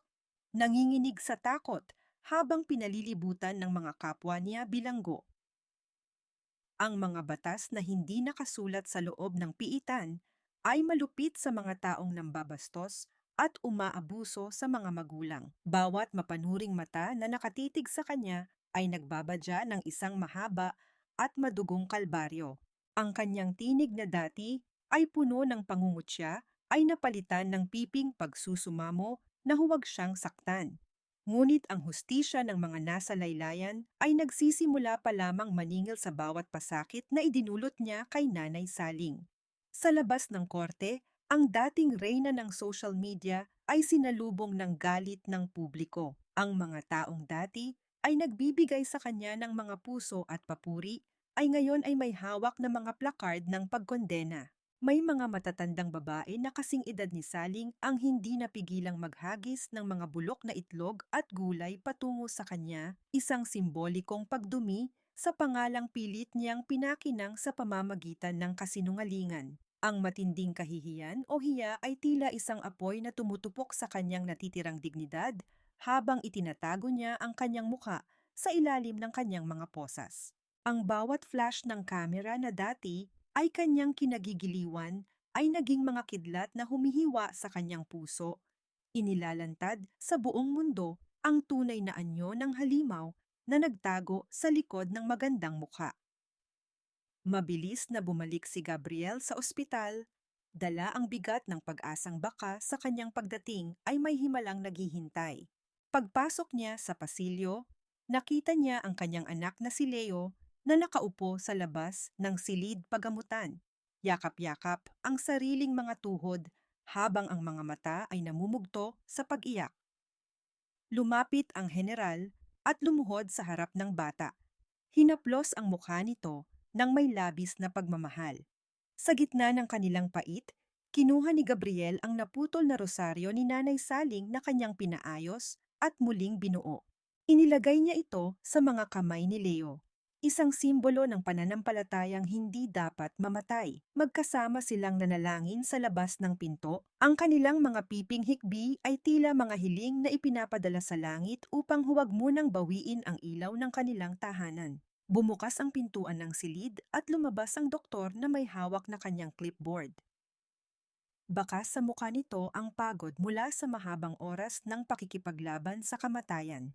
Huminto ang pagtibok ng puso ni Gabriel habang naghihintay ng mga salitang magtatakda ng kanyang kinabukasan. Dahan-dahang tinanggal ng doktor ang kanyang maskara at tumingin ng diretso sa mga mata ng general.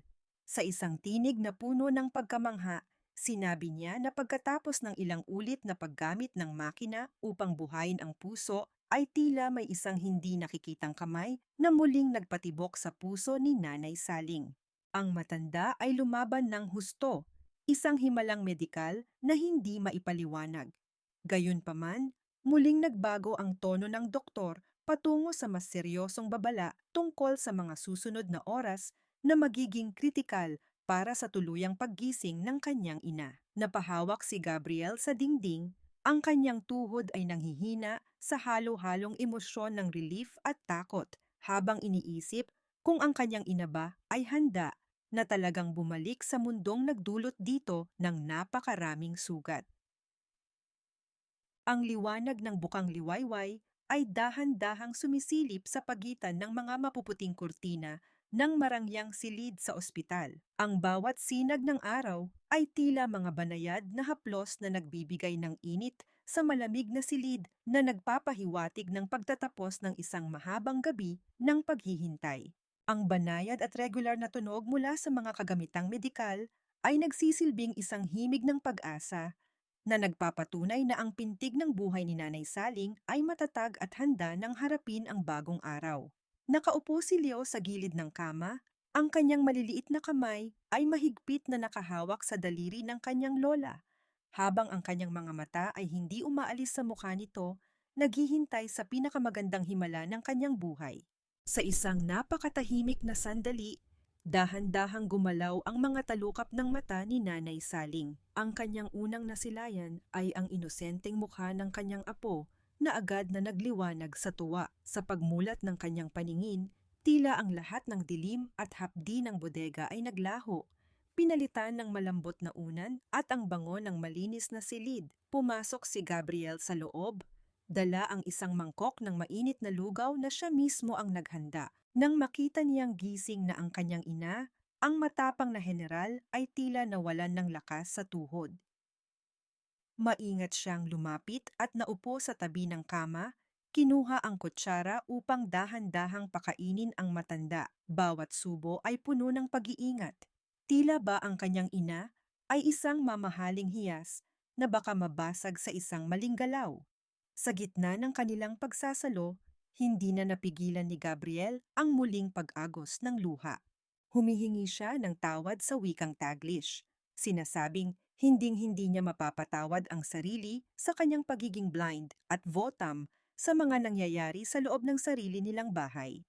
Ngunit sa halip na sumumbat, itinaas ni Nanay Saling ang kanyang nanghihinang kamay upang haplusin ang pisngi ng kanyang anak. Sa isang tinig na puno ng pagmamahal at kapayapaan, sinabi niya kay Gabriel na huwag nang sisihin ang sarili. Para sa kanya, ang mahalaga ay ang katotohanang buo na silang muli at ang bawat sugat ng nakaraan ay magsisilbing aral na lamang. Sinabi ng matanda na ang pagpapatawad ay hindi para sa mga taong nanakit sa kanila, kundi para sa sarili nilang katahimikan ng puso. Ang kanyang mga salita ay tila isang nakagagamot na balsamo na dahan-dahang tumatapos sa dusa at dinalang bigat sa dibdib ni Gabriel sa loob ng maraming taon. Sa sandaling iyon, ang silid ay napuno ng isang kakaibang init ng pagmamahalan. isang muling pagsilang ng kanilang pamilya mula sa abo ng pagtataksil. Inilabas ni Lo ang kanyang bagong iginuhit na larawan at ipinakita ito sa kanyang lola. Wala na ang madilim na kahon at ang halimaw. Pinalitan ito ng isang makulay na hardin ng mga mirasol kung saan masayang naglalakad ang tatlo sa kanila sa ilalim ng maliwanag na araw. Hinagka ni Saling ang noo ng kanyang apo habang si Gabriel ay tahimik na nakamasid, nakakaramdam ng isang uri ng kaligayahan na hindi kailanman mabibili ng anumang ranggo o yaman. Upang higit na ipakita ang kanyang paggalang, kinuha ni Gabriel ang lumang unipormeng militar na laging yakap ni Saling sa bodega. Nilabhan niya ito ng maayos at ipinaloob sa isang magandang kwadro na gawa sa salamin. Isinabit niya ito sa tapat ng higaan ng kanyang ina bilang simbolo ng dakilang sakripisyo at pag-ibig na nagligtas sa kanilang lahat mula sa pagkawasak. Pagsapit ng hapon, isang nurse ang nag-abot kay Gabriel ng isang selyadong sobre. Galing ito sa kulungan. Isang huling liham mula kay Clara na nagmamakaawa at humihingi ng tulong upang makalabas. Tumingin si Gabriel sa kanyang ina na masayang nakikipaglaro kay Leo at pagkatapos ay sa liham na hawak niya. Nang walang anumang pag-aalinlangan, nagtungo ang general sa balkonahe ng ospital. Kinuha niya ang kanyang lighter at hinayaan ang apoy na dahan-dahang lamunin ang mga salita ng babaeng sumira sa kanilang katahimikan. Pinanood niya ang mga abo na tinatangay ng hangin patungo sa kawalan, kasabay ng kanyang pinal na desisyon na tapusin na ang anumang koneksyon sa kanyang madilim na nakaraan. Sa bawat unti-unting pagkakatupok ng papel, naramdaman ni Gabriel ang isang tunay na paglaya. Bumalik siya sa loob ng silid at tumayo sa tabi ng bintana, habang pinagmamasdan ang paglubog ng araw na nagbibigay ng kulay kahel sa buong paligid. Naramdaman niya ang kamay ng kanyang ina na humawak sa kanyang braso, isang banayad na paalala na anuman ang mangyari ay hindi na siya mag-iisa. Ang katahimikan sa pagitan nila ay hindi na puno ng mga lihim at takot, kundi ng isang malalim na pag-unawa at pasasalamat. Habang ang gabi ay dahan-dahang lumalapit, ang bituin ng pag-asa ay nagsimulang magningning sa langit, na tila nangangako na ang bawat bukas ay magiging mas maliwanag at puno ng pag-ibig para sa inang muling nakahanap ng kanyang tahanan sa bisig ng kanyang kaisa-isang anak. Ang malamig at magaslaw na semento ng selda ay tila isang malupit na paalala kay Clara ng kanyang mabilis na pagbagsak mula sa kinalalagyan niyang pedestal. Wala na ang malambot na kama, ang halimuyak ng mga mamahaling pabango at ang mga taong handang sumunod sa kanyang bawat naisin. Ang kanyang suot na bestida, na dati ay simbolo ng kanyang karangyaan, ay isa na lamang maruming basahan na nakadikit sa kanyang nanginginig na balat. Sa loob ng 4 na sulok ng madilim na silid na ito, ang bawat segundo ay tila isang taon ng paghihirap. Ang pag-uumpugan ng mga bakal na rehas sa tuwing may dumaraang gwardiya ay lumilikha ng isang matinis at walang pusong himig na tila nanunuya sa kanyang kasalukuyang kalagayan. Ang bawat anino sa dingding ay nagmumukhang mga halimaw na handang sumakmal sa kanyang natitirang katinuan. Sa isang sulok ng selda, nakatitig sa kanya ang 4 na babaeng kasama niya sa loob. Hindi sila mga estranghero, kundi mga kapwa bilanggo na may sariling mga kwento ng pagkakamali. Ngunit sa kanilang mga mata ay makikita ang isang uri ng paghatol na mas masakit pa kaysa sa hatol ng korte. Sa kulturang kinalakihan nila, ang isang ina ay itinuturing na sagrado, isang ilaw na dapat alagaan at igalang. Ang balita tungkol sa ginawa ni Clara kay Nanay Saling ay mabilis na kumalat sa loob ng piitan na tila isang apoy sa tuyong damo. Ang mga mapanuyang titig at ang mga bulungan ng kanyang mga kasama ay nagpapadama sa kanya ng isang uri ng pag-iisa na hindi niya kailanman inasahan. Nang subukan ni Clara na lumapit sa gripo upang kumuha ng tubig, hinarang siya ng isang matandang babae na may malalaking pilat sa braso. Sa isang tinig na puno ng pagkadiri at sa wikang Taglish na may halong pait, sinabi nito sa kanya na kahit silang mga kriminal ay may dangal pagdating sa mga magulang, at ang isang katulad ni Clara na nambaboy sa sariling biyenan ay walang puwang sa kanilang samahan. Napilitan si Clara na bumalik sa kanyang madilim na sulok, ang kanyang sikmura ay kumakalam sa gutom na tila ba ginagaya ang bawat gabing pinagkaitan niya ng pagkain si Nanay Saling. Ang amoy ng panis na rasyon na inilapag sa sahig ay nagpabalik sa kanyang alaala ng mga sandaling tinatawanan niya ang matanda habang pinapakain ito ng tira-tira. Ngayon, ang bawat butil ng kaning ibinibigay sa kanya ay tila may kasamang lason ng pagsisisi na hindi niya kayang lunukin. Walang sino man sa loob ng selda ang nais kumausap sa kanya. Bawat subo niya ay binabantayan ng mga matang puno ng puot. Tila ba hinihintay lamang nila ang pagkakataon na iparanas sa kanya ang bawat hapdi na idinulot niya sa inang walang kalaban-laban. Ang hiya o kahihiyan na dati ay pilit niyang itinago sa likod ng mga filters sa social media ay ngayon ay nakahubad at lintad sa harap ng mga taong itinuturing niyang mababa sa kanya. Pagsapit ng gabi, ang tanging liwanag na pumapasok sa loob ng selda ay nagmumula sa maliit at may rehas na bintana sa itaas. Nakita ni Clara ang isang maliit na bahagi ng buwan at bigla niyang naalala ang mukha ni Leo. Naisip niya kung kinamumuhian din ba siya ng kanyang sariling anak, kung ang bawat haplos na ibinigay niya rito noon ay nabahiran na rin ng mantsa ng kanyang mga krimen. Napahagulgol siya ng walang tunog. Ang kanyang mga balikat ay nayayanig sa tindi ng sakit na dulot ng katotohanang hinding-hindi na siya makakabalik sa kanyang dating buhay. Ang bawat luha niya ay pumapatak sa maruming semento, ngunit walang kamay na humahaplos sa kanya, walang boses na umaalo. Nararamdaman niya ang matinding dusa ng pagiging isang basura sa paningin ng mundo, isang aninong kinalimutan na ng mga taong mahal niya. Sa gitna ng katahimikan ng gabi, narinig ni Clara ang marahas na pagkaladkad ng isang metal na bagay sa labas ng pasilyo, kasunod ang mga yabag ng sapatos na papalapit sa kanilang selda. Tumigil ang mga hakbang sa tapat ng kanilang rehas at ang liwanag ng isang flashlight ay tumama ng direkta sa kanyang mga matang namumugto sa pag-iyak. Isang boses ng lalaki ang tumawag sa kanyang pangalan, sinasabing may kailangan siyang lagdaan ng mga karagdagang dokumento mula sa abogado ni Gabriel. Ang bawat salita ng gwardiya ay tila isang pinal na pako sa kabaong ng kanyang mga pangarap. Habang dahan-dahang tumatayo si Clara mula sa pagkakasubsob, naramdaman niya ang bigat ng lahat ng kanyang mga maling desisyon. Ang katanungang paulit-ulit na bumabagabag sa kanyang isipan ay kung mayroon pa bang puwang para sa kanya sa mundong ito, o kung ang dilim na ito na ang magiging habambuhay niyang tahanan.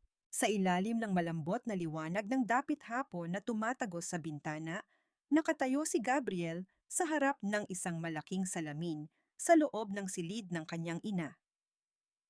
Nakasuot siya ng kanyang pormal na uniporme, ang mga medalyang sumasalamin sa kanyang katapangan at serbisyo sa bayan ay kumikinang sa kanyang dibdib.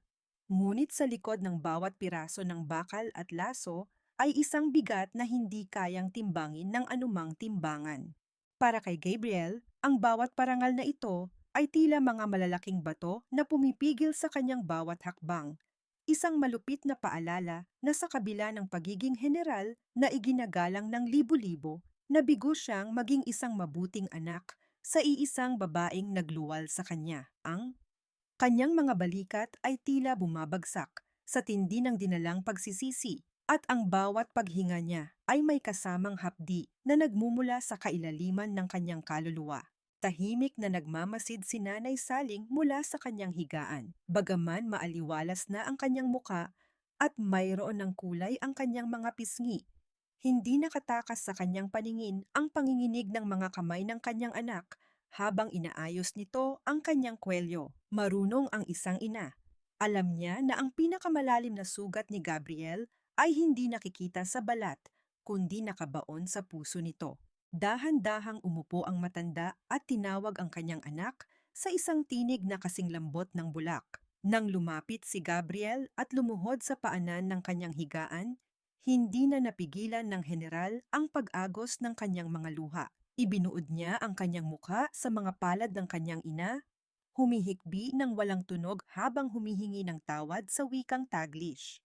Paulit-ulit niyang sinasabi na hindi niya deserve ang maging anak ni Saling, na mas dapat pa siyang parusahan kaysa bigyan ng ganitong uri ng pagmamahal. Hinaplos ni Nanay Saling ang buhok ni Gabriel, ang bawat daliri niya ay tila nagpapahiwatig ng isang banal na kapatawaran. Sa isang napakalalim at makatang Tagalog, sinabi niya sa kanyang anak na ang puso ng isang ina ay katulad ng lupang tinatapakan. Kahit gaano man ito mabigatan o masugatan ng mga hakbang ng panahon, nananatili itong handang magpatubo ng mga bagong bulaklak para sa kanyang supling. Ipinaliwanag niya na ang tunay na utang na loob ay hindi binabayaran ng parusa o ng habambuhay na kalungkutan, kundi ng pagkakataong maging masaya at malaya mula sa gapos ng kahapon. Sinabi ni Saling na ang bawat pait na naranasan niya sa bodega ay naglaho na sa sandaling muli niyang naramdaman ang init ng yakap ni Gabriel. At ang tanging hiling niya ay ang makita ang kanyang anak na muling ngumingiti ng walang halong pag-aalinlangan. Inangat ni Gabriel ang kanyang tingin at sa mga mata ng kanyang ina, wala siyang nakitang anumang bakas ng hinanakit o panunumbat. Doon niya natanto na ang pinakamahirap na kaaway na kailangan niyang talunin ay hindi ang mga kriminal o ang kanyang asawa, kundi ang sarili niyang galit at kahihiyan. Kinuha niya ang kamay ni Saling at idinampi ito sa kanyang noo, isang pagmamano na puno ng panibagong pangako. Sa sandaling iyon, ang silid ay tila napuno ng isang kakaibang katahimikan na hindi nakakabingi, kundi nakakakalma, isang uri ng kapayapaan na dahan-dahang tumutunaw sa mga yelo ng pagsisisi sa kanyang dibdib. Nagsimulang lumuwag ang kanyang paghinga, at ang bawat tibok ng kanyang puso ay hindi na sumisigaw ng kasalanan, kundi ng pasasalamat. Pumasok si Leo sa silid, dala ang isang basong tubig para sa kanyang lola. Nakita ng bata ang kanyang ama na nakaluhod at may mga bakas pa ng luha, kaya maingat siyang lumapit at yumakap sa likuran ni Gabriel. Ang munting bisig ng bata na nakapulupot sa leeg ng general ay nagsilbing huling sangkap sa paghilom ng kanilang mga sugat. Ngumiti si Gabriel at hinalikan ang kanyang anak sa pisngi, bago muling tumingin kay Saling na may isang panibagong ningning sa kanyang mga mata. Napagtanto niya na ang tunay na tagumpay ay hindi nasusukat sa mga medalyang nakasabit sa kanyang dibdib, kundi sa kakayahang patawarin ang sarili at muling buuin ang isang tahanang punong-puno ng katotohanan at pag-ibig. Habang ang araw ay tuluyan ng lumulubog sa abot-tanaw, ang kulay ube at rosas na kalangitan ay nagbigay ng isang mahiwagang aura sa buong silid. Tumayo si Gabriel at inalalayan ang kanyang ina na tumayo rin upang lumapit sa bintana at damhin ang sariwang hangin. Sa pagitan ng kanilang paghinga, mayroong isang hindi masabing pangako na ang bawat gabi ay may kasunod na umaga at ang bawat luhang pumatak ay magsisilbing tubig sa isang tuyong hardin na muling mamumulaklak. Gayunpaman, habang nakatitig si Gabriel sa malayo, isang katanungan ang nanatiling nakasabit sa hangin. Handa na nga ba ang kanyang puso na tuluyang talikuran ang lahat ng pait ng kahapon at simulan ang isang buhay na wala ng bahid ng anino ni Clara? Ang malawak na bulwagan ng punong himpilan ng militar ay nababalutan ng isang maringal at formal na aura sa ilalim ng nagniningning na mga aranya.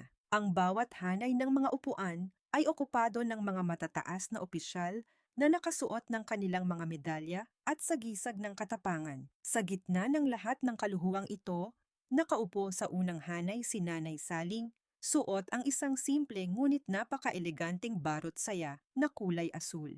Ang kanyang buhok ay maayos na nakapusod, at ang kanyang mga pisngi ay mayroon ng malusog na kulay, malayo sa maputla at naghihingalong anyo niya sa loob ng bodega. Sa tabi niya ay si Leo, na nakasuot ng isang maliit na barong at hindi mapigilan ang pagngiti habang hinihintay ang paglabas ng kanyang ama. Ang bawat bulong ng mga panauhin at ang marahang paghampas ng mga palad habang nagsisimula ang programa ay lumikha ng isang kapaligiran ng wagas na karangalan. Nang tawagin ang pangalan ni General Gabriel, Ang buong bulwagan ay napuno ng masigabong pagpupugay na umaling-awngaw sa bawat sulok ng silid. Naglakad ang general patungo sa entablado nang may matayog na tindig. Ang bawat hakbang ng kanyang sapatos ay nagpapahiwatig ng kumpiyansa at panibagong lakas. Ngunit sa likod ng kanyang seryosong mukha, ang kanyang paningin ay nakatitig lamang sa kanyang ina. Sa sandaling abutin niya ang pinakamataas na medalyang pandangal para sa kanyang matagumpay na operasyon laban sa mga sindikato, kinuha ni Gabriel ang mikropono. Sa isang boses na puno ng emosyon at sa wikang Taglish na nanggagaling sa kailaliman ng kanyang puso, sinabi niya sa harap ng lahat na hindi siya ang tunay na bayani ng kwentong ito. Ipinaliwanag ng general na ang tunay na lakas at katapangan ay hindi nasusukat sa armas o sa ranggo, kundi sa pag-ibig ng isang inang kayang tiisin ang lahat ng dusa para lamang sa kapakanan ng kanyang anak. Sa gitna ng katahimikan ng lahat, bumaba si Gabriel mula sa entablado at dahan-dahang lumapit kay Nanay Saling. Ang matapang na general ay muling lumuhod sa harap ng kanyang ina, isang tagpong nagpaluha sa maraming panauhin. Tinanggal ni Gabriel ang medalyang pandangal mula sa kanyang sariling dibdib at maingat na ikinabit ito sa balikat ng kanyang ina. Sinabi niya na ang karangalang ito ay pag-aari ni Saling dahil ang bawat tagumpay niya ay bunga ng mga piping dasal at sakripisyo ng matanda sa loob ng madilim na bodega. Ang pag-iyak ni Saling ay hindi na dahil sa sakit, kundi dahil sa labis na kagalakan at pagmamalaki.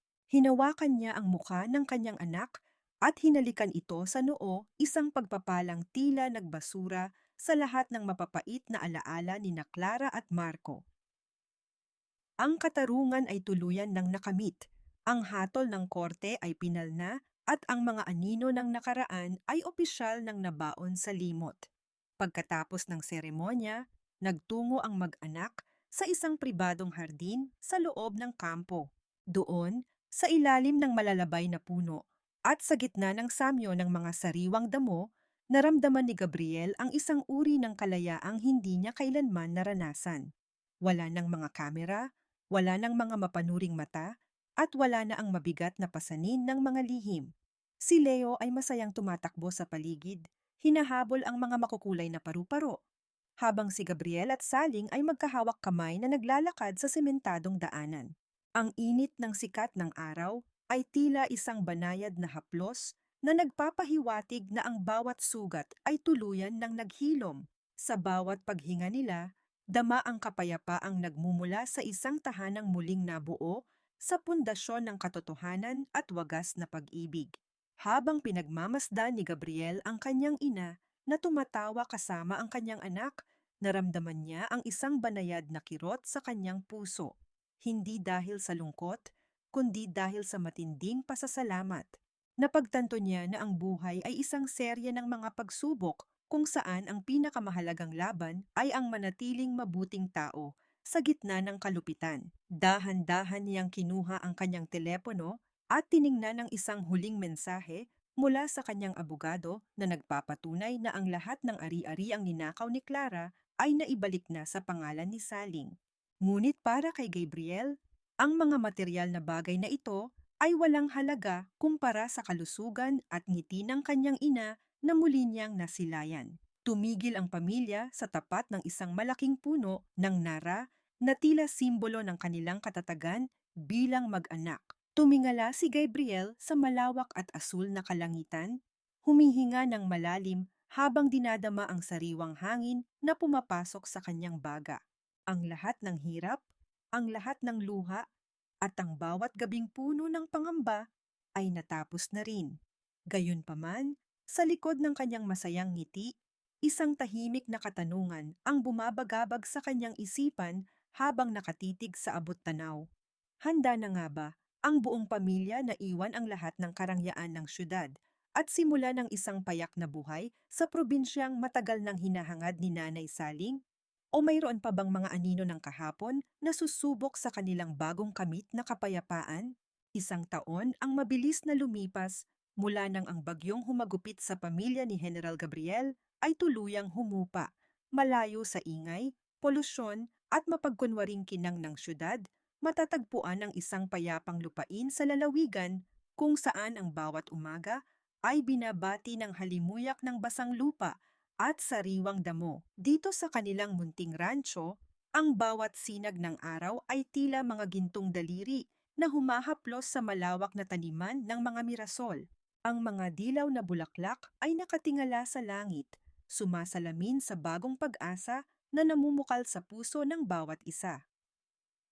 Ang katahimikan ng paligid ay hindi na nakakabingi, kundi puno ng mga banayad na himig ng kalikasan, ang marahang pag-ihip ng hangin sa mga dahon, at ang masayang paglipad ng mga ibon na tila nagkukwento ng kapayapaan. Sa gitna ng hardin, makikita si Nanay Saling na may suot na simpleng sombrerong buri. Ang kanyang mga kamay, na dati ay nanginginig sa gutom at takot sa loob ng madilim na bodega, ay ngayon ay masiglang humahawak sa isang maliit na dulos. Tinuturuan niya si Leo kung paano magtanim ng mga bagong binhi.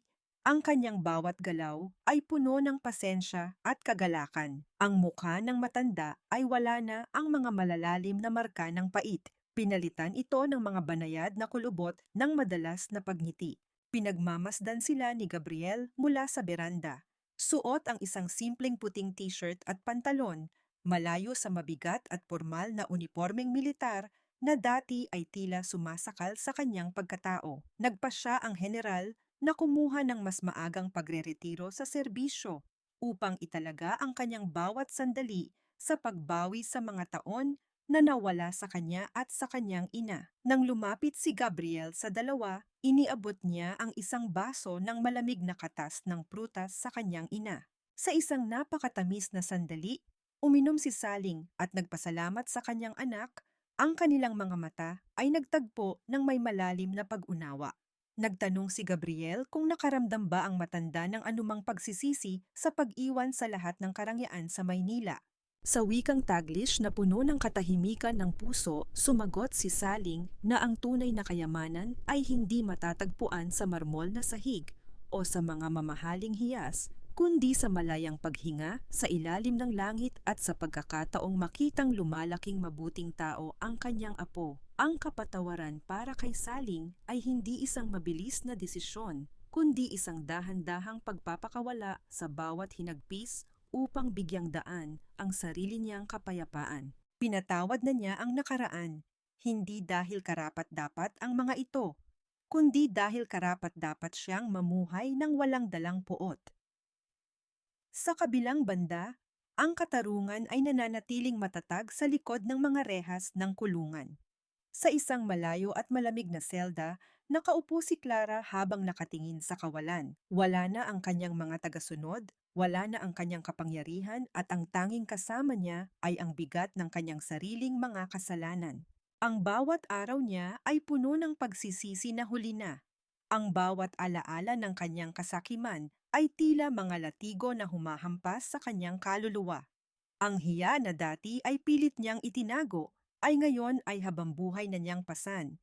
Isang paalala na ang bawat masamang gawa ay may katapat na paniningil sa takdang panahon. Habang si Marco naman ay nahaharap sa mahabang taon ng pagdurusa sa loob, malayo sa mga luho na dati ay ninakaw nila mula sa matanda. Dahan-dahang lumubog ang araw, nag-iiwan ng kulay ube at rosas na guhit sa abot tanaw. Naglakad ang mag-anak patungo sa loob ng kanilang bahay na yari sa kahoy at bato, kung saan ang hapagkainan ay naghihintay na puno ng mga simpleng pagkaing niluto ng may pagmamahal. Sa bawat subo nila, dama ang pasasalamat sa bawat biyaya ng buhay. Ang bawat kwento at tawa na pumupuno sa silid ay tila mga tahi na bumubuo sa isang sirang tela, ginagawa itong mas matibay at mas maganda kaysa noon. Ang aral na iniwan ng kanilang paglalakbay ay malinaw, na ang pagmamahal ng isang ina ay ang pinakamakapangyarihang sandata laban sa anumang dilim, at ang katotohanan, gaano man ito katagal ibaon, ay laging hahanap ng paraan upang sumikat at magbigay ng liwanag. Sa pagtatapos ng araw, Lumabas si Gabriel sa balkonahe at tumingala sa kalangitan. Ang mga bituin ng pag-asa ay nagsimulang magningning, tila mga piping saksi sa tagumpay ng kabutihan laban sa kasamaan. Huminga siya ng malalim. Dinadama ang payapang tibok ng kanyang puso. Wala na ang mga anino ng kahapon. Wala na ang mga tinik ng pagsisisi. Ang bawat bukas ay isang blangkong papel na handa nilang sulatan ng mga bagong alaala na puno ng katapatan at kalinga. Ang kwento ni Nanay Saling, ni Gabriel at ni Leo ay isang patunay na pagkatapos ng pinakamalakas na bagyo, ang bahaghari ng pag-asa ay laging magpapakita, nagbibigay ng pangako ng isang buhay na tunay na malaya at puno ng pag-ibig.